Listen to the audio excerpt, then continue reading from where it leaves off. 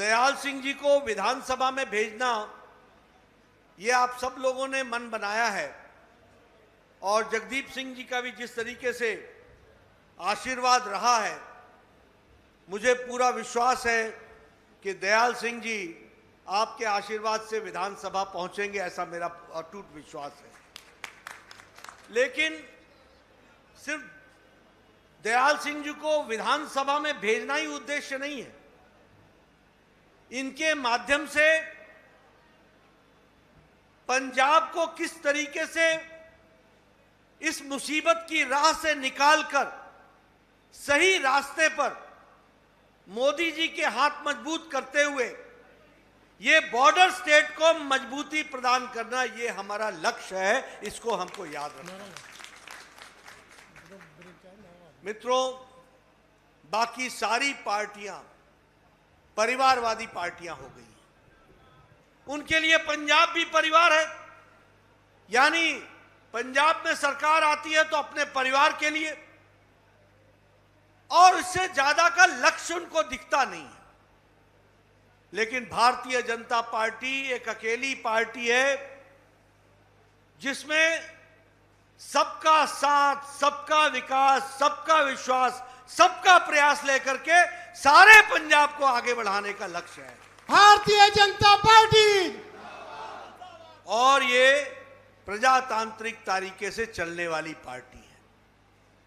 इसमें हम लोगों, हमारी पार्टी की नीतियां मोदी जी के नेतृत्व में गरीब, वंचित, पीड़ित, शोषित, जो समाज के अंतिम पायदान पर खड़ा व्यक्ति है, जो गरीब है, महिला सशक्तिकरण, महिलाओं को ताकत देना, युवाओं को मुख्यधारा में लाना, किसानों की चिंता करना, यह हमारा लक्ष्य है। और इस लक्ष्य को पूरा करने के लिए ही भारतीय जनता पार्टी राजनीतिक दृष्टि से सरकार बनाते हुए विकास की ओर आगे बढ़ना चाहती है और स्वर्णिम हिमाचल पंजाब बनाना चाहती है। इसीलिए जब मैं नीतियां कहता हूं तो मैं कहने के लिए नहीं कहता हूं। आप देखिए, कोरोना आया, सारे बड़े बड़े देश मुसीबत में पड़ गए, उनकी सारी व्यवस्थाएं लड़खड़ा गई। लेकिन प्रधानमंत्री मोदी जी ने कहा कि हमारी महिलाओं को कष्ट नहीं होना चाहिए, गरीब महिलाओं को कष्ट नहीं होना चाहिए। इसीलिए जब लॉकडाउन लगा तो हर विपरीत परिस्थिति में, जब पोस्टमैन भी नहीं था, पोस्ट ऑफिस भी नहीं था, जब मनी ऑर्डर भी नहीं पहुंचता था, तब प्रधानमंत्री जी ने 20 करोड़ बहनों के खाते में 500-500 रुपए पहुंचा करके उनके घर का चूल्हा जलाने की व्यवस्था की।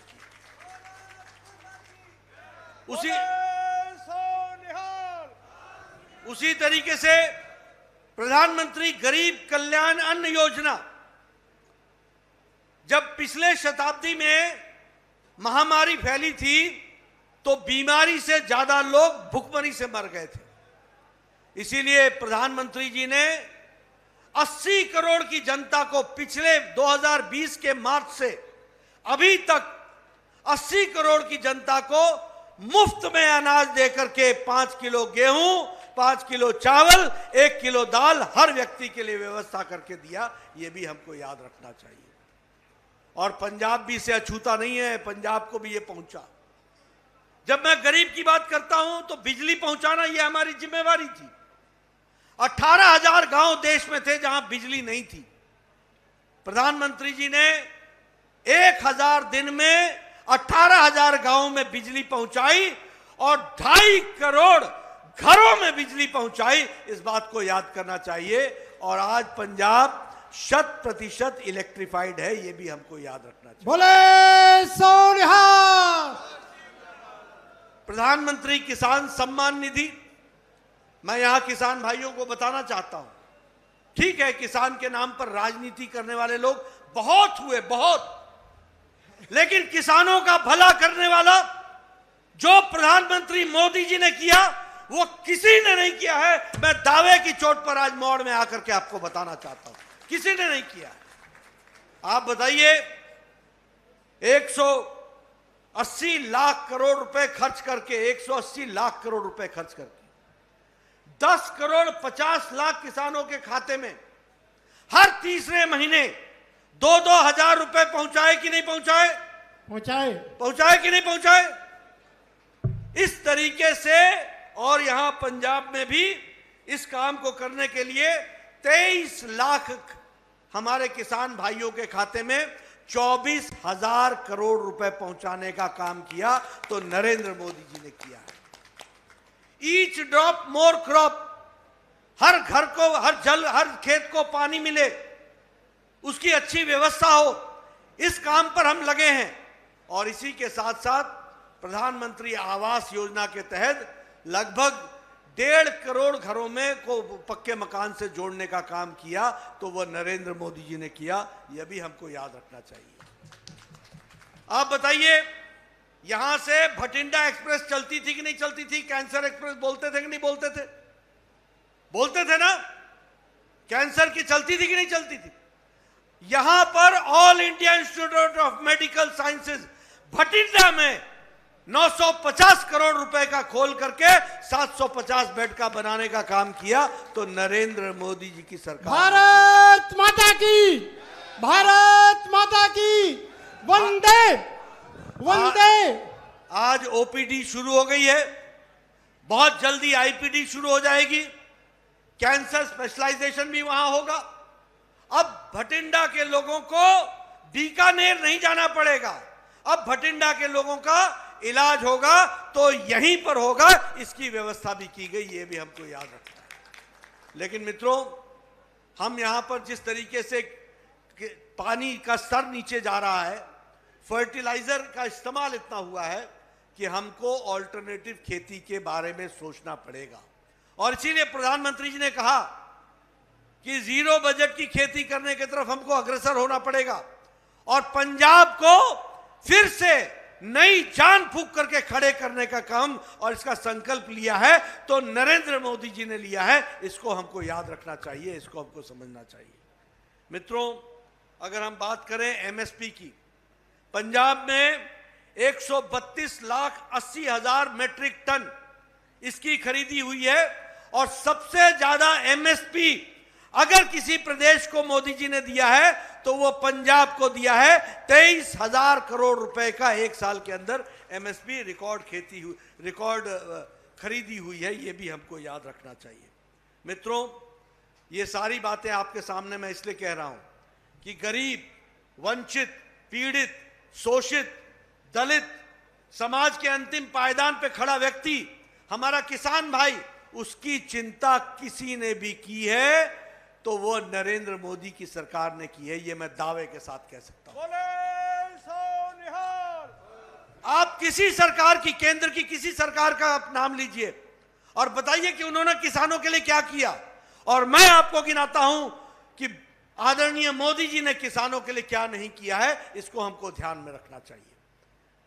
और अगर मैं बात करूं हमारे सिख भाइयों की, तो मैं ये भी कहना चाहूंगा कि जो काम प्रधानमंत्री मोदी जी ने सिख भाइयों के लिए किया और हिंदू सिख एकता के लिए किया, वह भी किसी ने नहीं किया, वो भी किया तो नरेंद्र मोदी जी ने किया है, ये याद रखना चाहिए।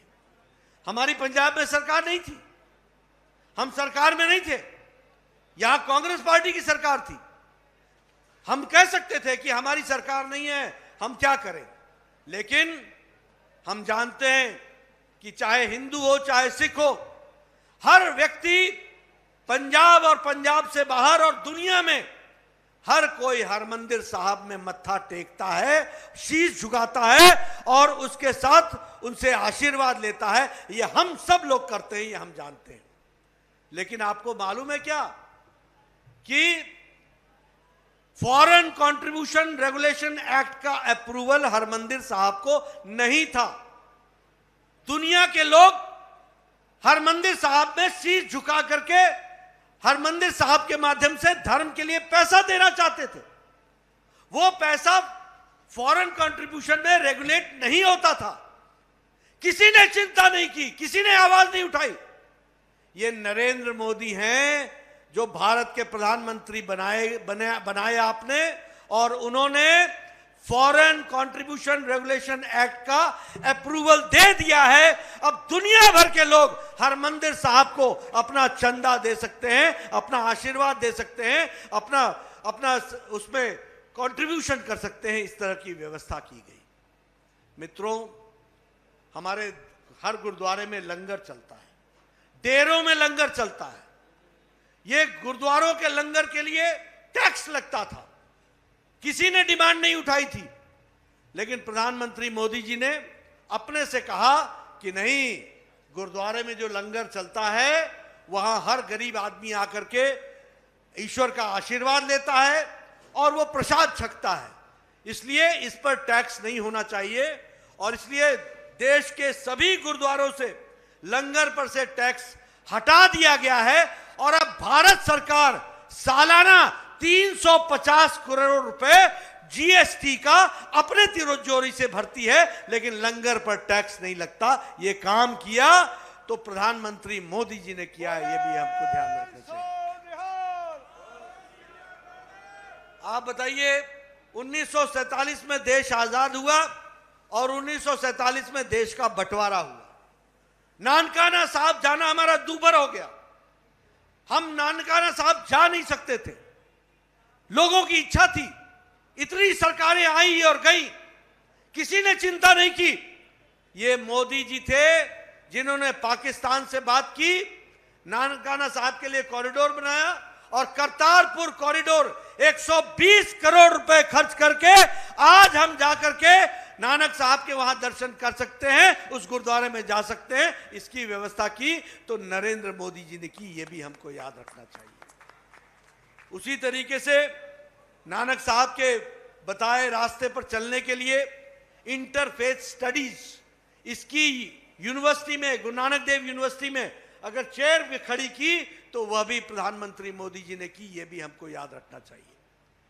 सिख आंदोलन के बाद, सिख एजिटेशन के बाद 316 लोग ब्लैकलिस्ट हुए थे। 316 लोग, किसी ने नहीं पूछा उनकी, किसी ने सुध नहीं ली। ये मोदी जी थे जिन्होंने 314 लोगों के ऊपर से ब्लैक लिस्ट से नाम हटाया और उनको मुख्य धारा में शामिल किया। यह भी किया तो प्रधानमंत्री मोदी जी ने किया, यह भी हमको याद रखना चाहिए। और मित्रों, यहां जब कांग्रेस के लोग आएंगे ना तो उनसे पूछना कि 1984 में जब दंगे हुए थे, जिस दंगों में हमारे सिख भाई मारे गए थे, तो उस समय कांग्रेस के नेताओं ने क्या कहा था? कहा था कि जब बड़ा पेड़ गिरता है तो धरती हिलती है। एक तरफ मौत का तांडव नृत्य हो रहा था, एक तरफ मानवता शर्मसार हो रही थी, एक तरफ हमारे सिख भाइयों को जलाया जा रहा था, एक तरफ तांडव हो रहा था और जिसे हम कहते हैं कि मानवता के साथ खिलवाड़ हो रहा था, और एक तरफ कांग्रेस कह रही थी कि बड़ा पेड़ गिरता है तो धरती हिलती है। किसी ने सुध नहीं ली उन विधवा बहनों की, किसी ने सुध नहीं ली उन बेचारे अनाथ बच्चों की जिन्होंने अपने सामने अपने पिता को जलते देखा, जिन्होंने अपने सामने आंखों के सामने अपने पिता की अंतिम सांस तक देखा, उनको मरते हुए देखा।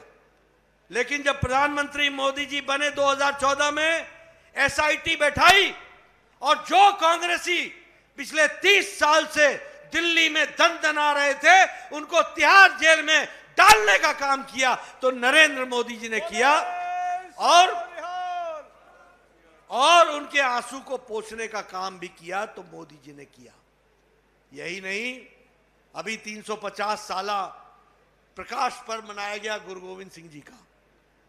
यहां कांग्रेस की सरकार थी, लेकिन मोदी जी ने कहा नहीं, 350 साला ये जो प्रकाश पर्व है ये धूमधाम से मनाना चाहिए, इसमें हिंदू भी सिख भी सब एक साथ मिलकर के मनाना चाहिए। और इसकी व्यवस्था आदरणीय प्रधानमंत्री जी ने खुद अपनी चिंता करके इसको किया है, ये भी हमको याद रखना चाहिए, इसको भी हमको ध्यान में रखना चाहिए।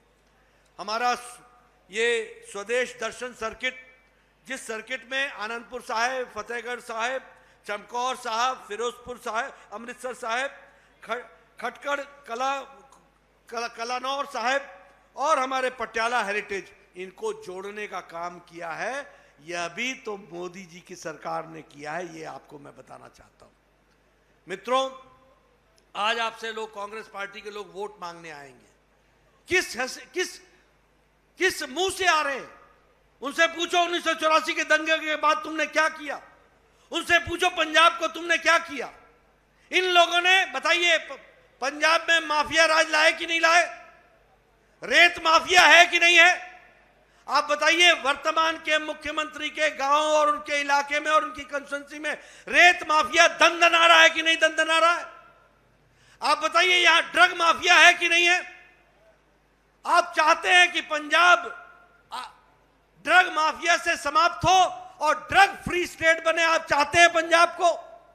अगर आप चाहते हैं तो रास्ता एक है, और वह रास्ता है दयाल सिंह सोढी को आशीर्वाद देना, हरदीप जी के साथ मिलकर के आगे चलना, यही उसका रास्ता है।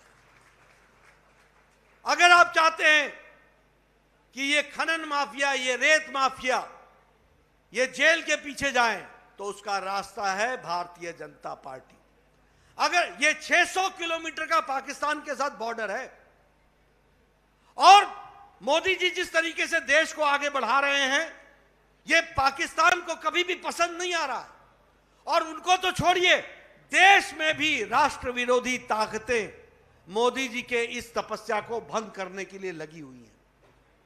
हम लोगों को ध्यान में रखना पड़ेगा, क्या आप ऐसे लोगों को मजबूती प्रदान करेंगे जो मोदी जी के द्वारा देश को मजबूत कराने में जो मुसीबत पैदा कर रही है, उनके हाथ मजबूत करेंगे क्या? नहीं करेंगे ना? आप मोदी जी के हाथ मजबूत करेंगे ना? यही आज की आवश्यकता है, इसको हमको समझना चाहिए। मित्रों, भारतीय जनता पार्टी, आज मुझे मौका मिला है कि मैं मौड़ में आया हूं। कभी भारतीय जनता पार्टी सोच नहीं सकती थी कि मैं इस इलाके में हम चुनाव लड़ेंगे। आज यहां कमल खिल रहा है, सबके आशीर्वाद से खिल रहा है। हमारे वरिष्ठ साथी आज हम लोगों को ज्वाइन करके भारतीय जनता पार्टी को मजबूती प्रदान करने में लगे हैं। ये हमारा और आपका कर्तव्य बनता है कि भारतीय जनता पार्टी को आशीर्वाद दें।